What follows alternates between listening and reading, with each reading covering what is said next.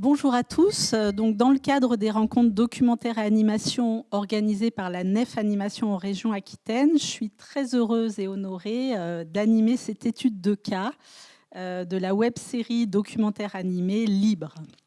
Donc, produite par Magnéto et 2 minutes avec Arte, intégralement fabriquée à Angoulême chez 2 minutes Animation, l'un de ces studios où nous nous trouvons actuellement. Libre est une série d'animations sur les injonctions faites aux femmes, je résume, écrite par Ovidie et Sophie-Marie Larouille, disponible depuis le 27 janvier pour arte.tv et les réseaux sociaux. Donc 10 épisodes de 3 minutes 30, réalisés par Ovidie et Jocelyn Ronce, d'après l'ouvrage graphique Libre manifeste pour s'affranchir des dictats sexuels d'Ovidie et d'Igli, paru chez Delcourt. Alors, je vais présenter nos invités. Alors, Ovidie, bienvenue. Donc, Ovidie est une auteure et réalisatrice spécialisée dans les questions de corps, féminisme et sexualité. Docteur en lettres, elle enseigne également l'écriture documentaire à l'Université de Limoges, ce qui sera intéressant puisqu'on va parler documentaire.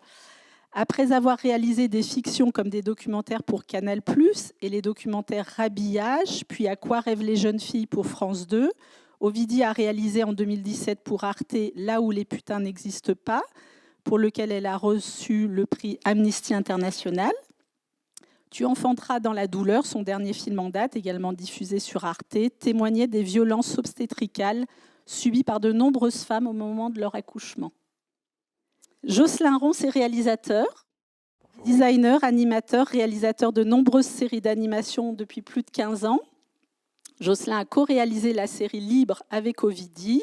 Parmi ses réalisations, on peut citer Toc Toc, Raven de Little Rascal ou Rosie S2. Et enfin Sandrine Arnaud, productrice chez 2 minutes. Bonjour. Elle a produit notamment la série d'animation Chouette pas chouette pour déconstruire les stéréotypes sexistes. Toc Toc de Brulaire, Ravier et Thébault pour France Télévisions. Voilà, on va rentrer dans le vif du sujet, du coup, et parler de cette série Libre, évoquer son esthétisme, son humour, son côté transgressif, la manière dont vous l'avez produite. En introduction, j'aimerais quand même qu'on revienne sur le livre graphique qui est à l'origine de la série.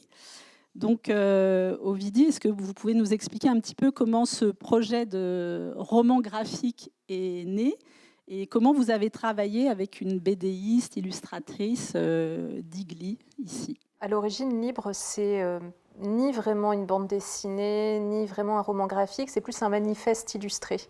Donc par Digli, on a travaillé ensemble là-dessus. Il y avait une partie texte et il y avait quelques planches justement de Digli qui réagissaient sur chaque thématique qui était évoquée. Et on a mis du temps à le faire. On a mis, je dirais bien 2 ans.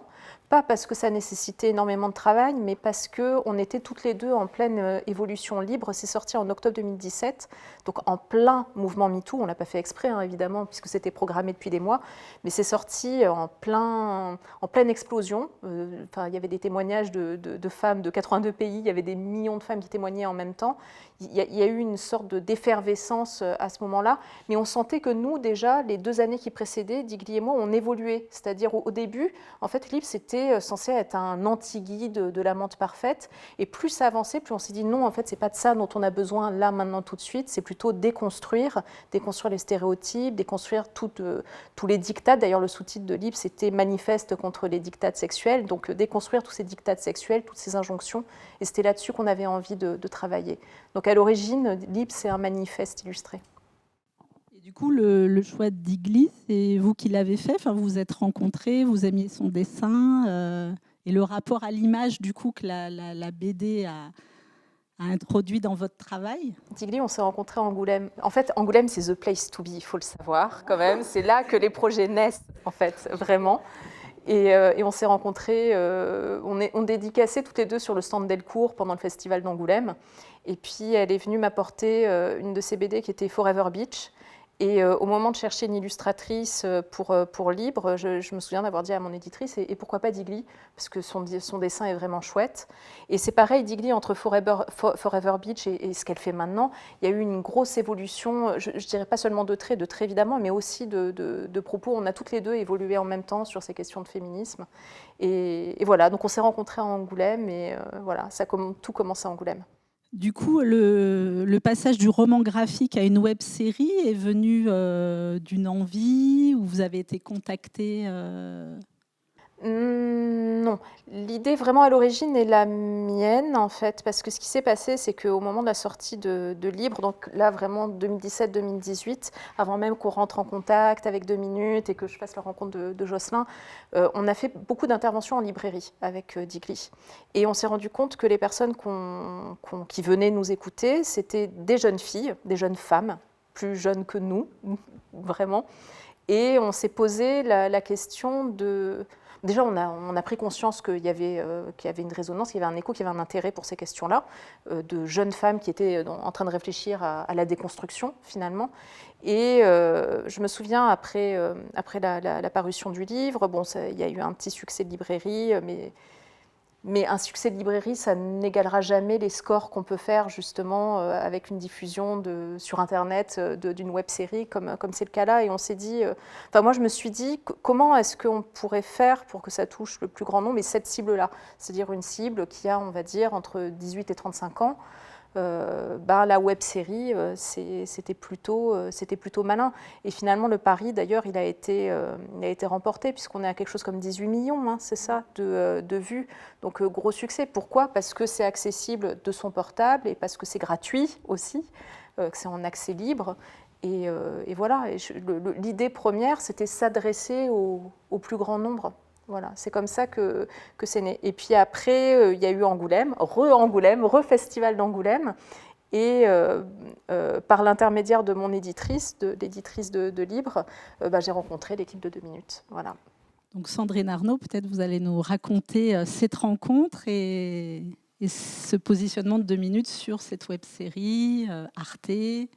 Absolument, effectivement, il y a la rencontre avec Ovidie, donc en janvier 2019, donc Festival de la BD d'Angoulême. Et puis effectivement, on a découvert son travail avec Digli, on s'est vite enthousiasmé, on s'est rapproché de Magnéto, avec qui Ovidie avait beaucoup travaillé sur les documentaires précédents. Voilà, Magnéto qui n'avait pas fait d'animation encore, pour qui c'était une première. Nous, on connaissait bien l'animation, et pour cause. Et voilà, et on a eu envie tout de suite de partir dans l'aventure de Libre, et puis de vraiment suivre les envies d'Ovidie, et d'être très, très fidèle à l'adaptation de ce manifeste illustré, de garder vraiment ce côté manifeste. C'est Ovidie qui s'est auto-adapté pour la série d'animation, qui a été évidemment, qui a travaillé beaucoup avec Jocelyn. Ce qui est devenu la série a été le fruit de cette collaboration, notamment sur la façon de raconter les épisodes, donc la narration, et puis aussi la façon dont Jocelyn s'est emparé du dessin de Digli et l'a adapté pour une série. Et puis l'apport un petit peu plus tard de Sophie-Marie Laroui, avec qui Ovidie a écrit, de façon à retrouver justement ces relances, ce ton qu'on pouvait aussi avoir dans le livre, avec ce contrepoint qui venait justement un petit peu repositionner les choses et donner par contraste encore plus de force aux propos d'Ovidie, qui sont effectivement, vous le disiez Isabelle, très, très documentés. Il y a beaucoup de fond dans les épisodes. C'est aussi ça, je pense, qui fait le succès de Libre et sa viralité. C'est le fait que on a des épisodes qui sont drôles, qui sont enlevés, c'est rapide, ça va vite, c'est percutant. Et en même temps, on a beaucoup de fond. Donc ça permet aussi de discuter, de les faire suivre, de les renvoyer, de s'en parler. Ça bouge beaucoup et c'est hyper dynamique. Et nous, on a adoré et la rencontre et le travail. Et du coup, vous êtes allé chercher Arte. Donc, vous aviez des web-séries en tête, vous aviez un format en tête Alors le format s'est imposé assez vite parce qu'effectivement le fait d'être sur des épisodes courts, il fallait suffisamment, on s'est un petit peu rapproché aussi de Jocelyn pour ça, il fallait voir au niveau de l'écriture d'Ovidie et puis de la réalisation quel était le format le plus approprié. 3 minutes 30, ça paraissait suffisant pour pouvoir nourrir les histoires sans non plus se délayer, être assez percutant. Donc le format était plutôt idéal. Après, les 10 épisodes, c'était aussi se laisser la possibilité, notamment pour Ovidie, de choisir et de proposer parmi les 15 histoires du livre lesquelles allaient être mises en avant. C'était important aussi de pouvoir faire ce choix. Et puis Arte, oui, c'est une chaîne qui fait beaucoup pour le coup de web-séries, qui a une cible ado-adulte assez évidente. Et puis c'est aussi une antenne avec qui tu avais pu travailler, Ovidie, sur les documentaires. Donc il y avait vraiment une envie très très forte d'Arte tout de suite de travailler avec Ovidie et de la suivre sur effectivement ce projet qui était à la fois documentaire, mais pas seulement documentaire. Il y avait une vraie dimension d'animation et de divertissement, mais on gardait ce fond, cette base documentaire très forte. Donc il y a eu un engouement tout de suite. En 3 mois, on a proposé le développement à Arte qui tout de suite a dit on y va. Après, ça a pris un petit peu plus de temps pour développer avec eux pendant plusieurs mois sur un épisode pilote, de façon à trouver vraiment le ton de la série. Du coup, Ovidie, c'est vous qui avez écrit la structure de chaque épisode. Vous avez repris du coup la BD. Donc il y a 15 chapitres, vous en avez choisi 10. Et ensuite, donc, vous avez fait appel à Sophie-Marie Larouille pour apporter une petite touche de sarcasme humoristique. Exactement. Comment vous avez travaillé du coup avec elle? Sophie-Marie est arrivée un peu plus tardivement sur ce projet. Elle est arrivée à un moment où on trouvait que peut-être que j'avais un ton qui pourrait être vu, interprété comme trop professoral. Et donc on s'est dit, il y a besoin d'avoir quelqu'un soit qui me rentre dedans, soit qui me relance. Enfin, on avait besoin de quelque chose de plus dynamique. Et moi, j'avais déjà travaillé avec Sophie-Marie Larouille sur un court-métrage. Et je me suis dit, voilà, c'est la personne qu'il nous faut. Mais c'est un bon mariage, tout ça, parce que moi, je savais faire du doc, mais je ne savais pas faire de l'animation. Et de l'animation, ça ne s'improvise pas. Voilà, on ne peut pas se lancer seul en se disant, voilà, on va faire... Donc, c'est un bon mariage parce que tout le monde est arrivé avec ses compétences, finalement. Et même Sophie-Marie, elle est arrivée avec un ton que nous, on n'avait pas, avec des idées qu'on n'avait pas. Et on met tout ça dans un shaker et ça donne libre. Et finalement, c'est une bonne alliance. Donc elle a réussi à s'approprier, à s'insérer dans ce projet assez facilement. Alors que c'est pas facile d'arriver un peu en dernier sur un projet. C'est pas forcément facile. Après, elle n'est pas arrivée non plus un mois avant la sortie. Je veux dire, elle est arrivée quand même plusieurs mois avant. Mais c'est vrai que et pourtant, ça a matché tout de suite. Elle a apporté ce souffle, cet humour sur les scénettes d'introduction et de conclusion, beaucoup. Exactement. Je vais passer la parole à Jocelyn Ronce, donc pour un peu voir comment vous avez adapté la BD en série. J'imagine que le plus gros challenge était d'adapter le dessin de Digli. Comment vous y êtes pris alors? Oui, ça a été la première étape de travail pour moi, c'est-à-dire prendre ce superbe élément, ingrédient de base, et surtout chercher à me l'adapter. Ça a été la première, entre guillemets, ma première mission, en fait, finalement. Ça a été d'analyser le dessin de Digli, de le comprendre, vraiment de l'étudier, afin de pouvoir, d'une part, me l'approprier personnellement pour que chaque dessin, chaque storyboard, chaque illustration de la série soit quasiment du Digli. Et puis aussi étudier son dessin pour le transmettre auprès des équipes que j'ai encadrées, d'animateurs, de designers, de décorateurs, pour que chacun d'entre eux puisse aller dans ce même sens, c'est-à-dire qu'on reconnaisse la patte de Digli à travers chaque dessin de la série, quoi. Donc elle n'est pas intervenue du tout sur la production, elle vous a laissé libre. Non. Libre de piocher dans ses ouvrages, ce que j'ai fait d'ailleurs, parce que je suis allé chercher également des références graphiques dans Forever Beach, notre de ses albums.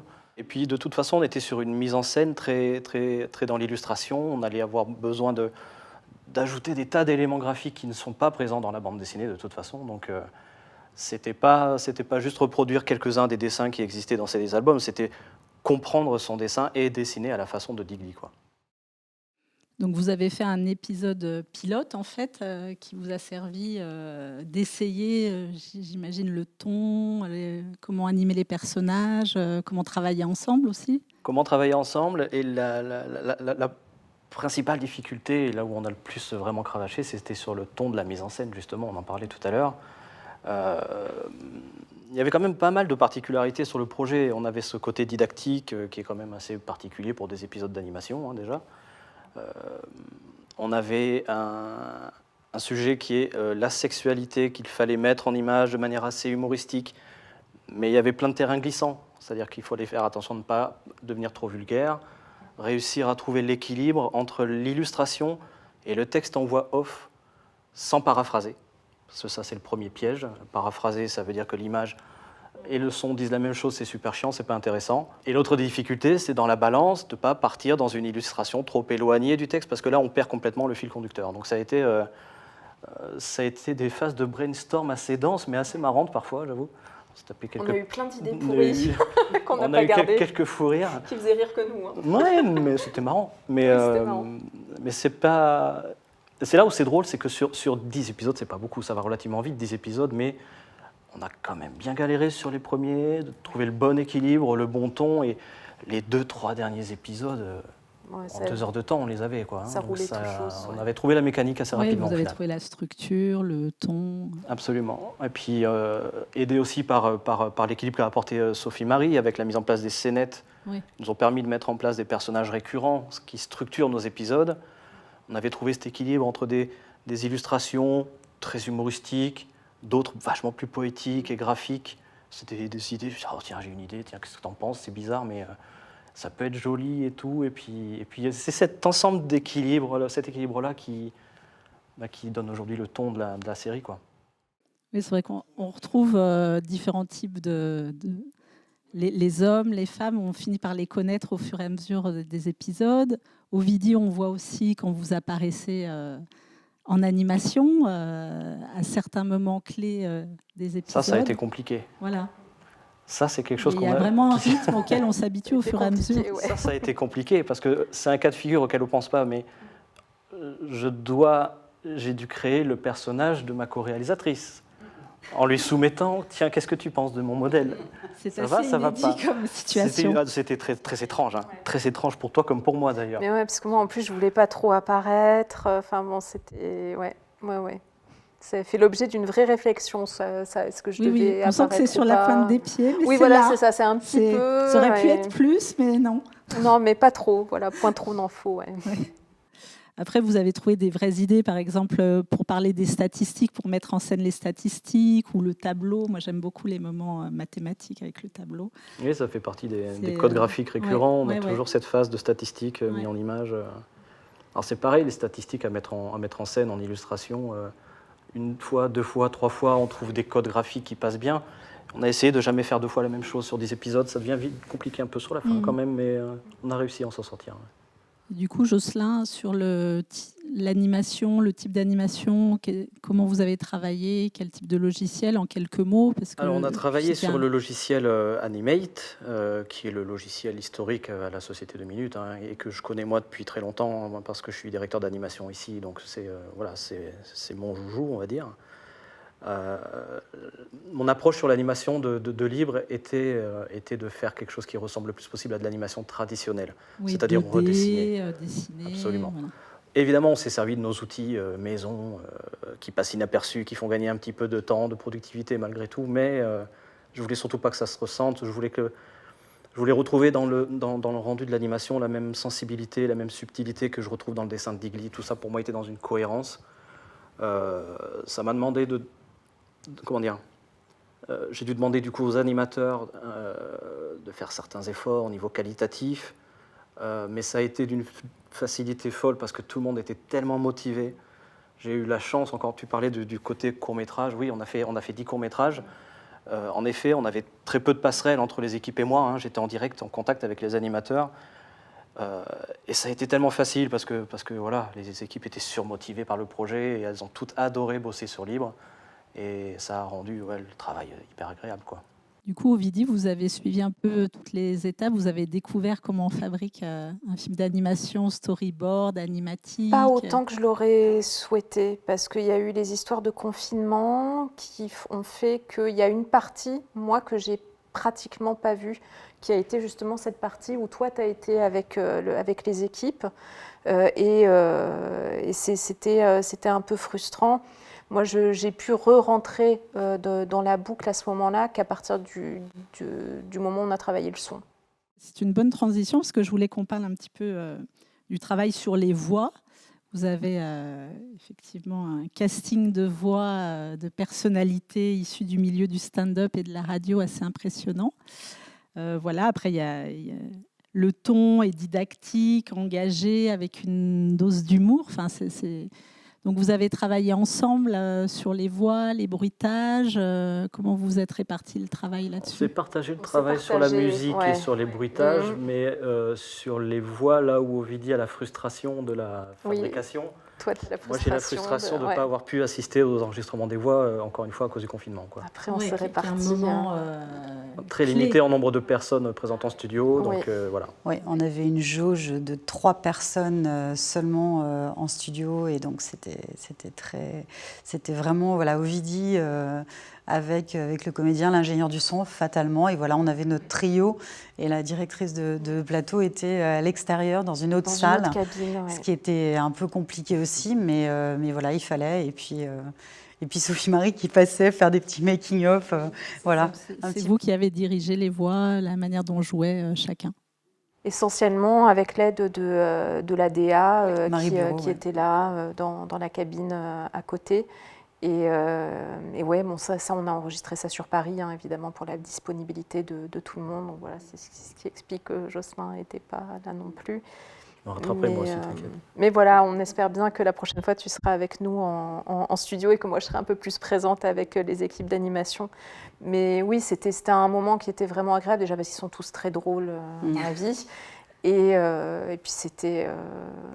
moi, j'ai vraiment apprécié, je sais pas, ça a duré une petite semaine, hein, quelque chose comme ça, l'enregistrement des voix, et c'était un grand moment. Moi, j'avais l'habitude de diriger des voix pour, pas du doublage, mais pour faire de la voix off, ou du doublage d'ailleurs, de la sublabiale sur des documentaires. Donc en général, c'était pas des sujets très funky, quoi. C'était pas des trucs très drôles. Un type de voix. C'est un type de voix très atonal. Là, au contraire, il fallait pousser les curseurs pour être drôle.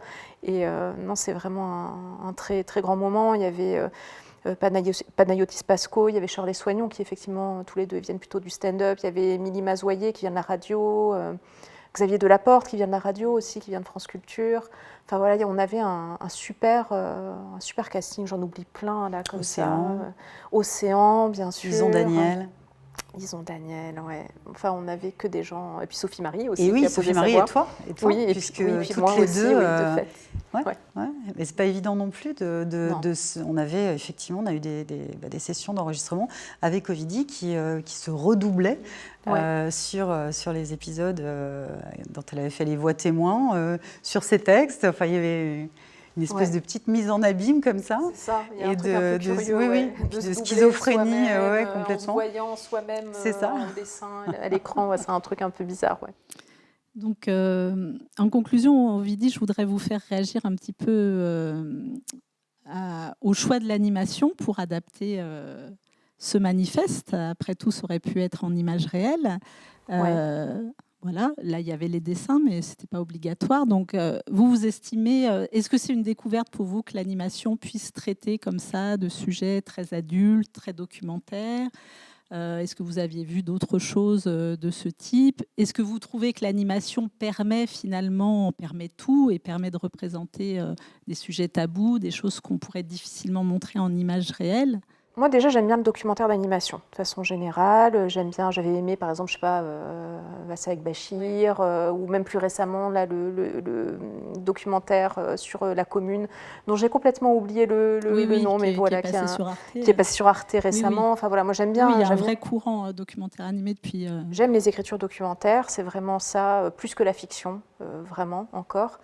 Et j'avais envie d'explorer tous les supports possibles. Alors après, c'est vrai que Libre s'y prêtait, puisqu'il y avait déjà tout le travail graphique de Digli qui existait. Est-ce que vous trouvez que l'animation, effectivement, permet de représenter des choses, notamment, effectivement, en matière de sexe? Ça ne s'est pas trop posé en ces termes. C'est plutôt que ça permet des choses. Tout à l'heure, Jocelyn disait il y a des choses poétiques, par Oui, exemple, des envolées, des manières Voilà. de représenter. Qu'on n'aurait pas pu faire ou qu'on aurait dû faire autrement. Enfin, voilà, ça nous permet, ça permettait de... Je trouve la prise avec L'animation les est un danseuses, langage justement, différent, particulier. C'est-à-dire qu'à un moment donné, en prise de vue réelle, on est limité parce qu'une caméra peut capter. Avec l'animation, on ouvre une certaine porte vers une imagerie plus symbolique, plus poétique peut-être aussi, des choses qui, dans notre cas, dans le rapport au texte assez formel, ajoutent un écart et donnent un ton particulier. On a quand même dans Libre des caméras plongeantes à l'intérieur d'un vagin qui arrivent sur une vagina dentata, des choses en vue réelle, tu aurais peut-être eu un peu plus de mal. Mais vous trouvez, par exemple, la frise avec les danseuses. Avec des voilà, danseuses. c'est une manière Il y a d'imager. des images en morphine comme ça qui sont quand même assez poétiques et qui sont un code entre guillemets poétique et facile d'accès par le dessin et qui donne quand même tout de suite un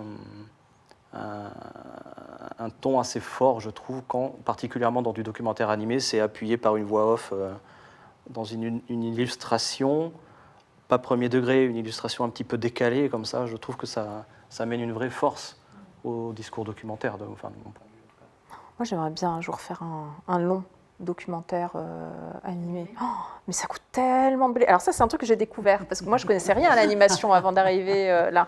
C'est un truc que j'ai découvert, c'est que l'animation, c'est extrêmement onéreux quand même. Hein. C'est onéreux, c'est long. Souvent, le documentaire animé, on ne sait plus si on frappe au guichet documentaire ou au guichet animation. C'est assez compliqué à financer.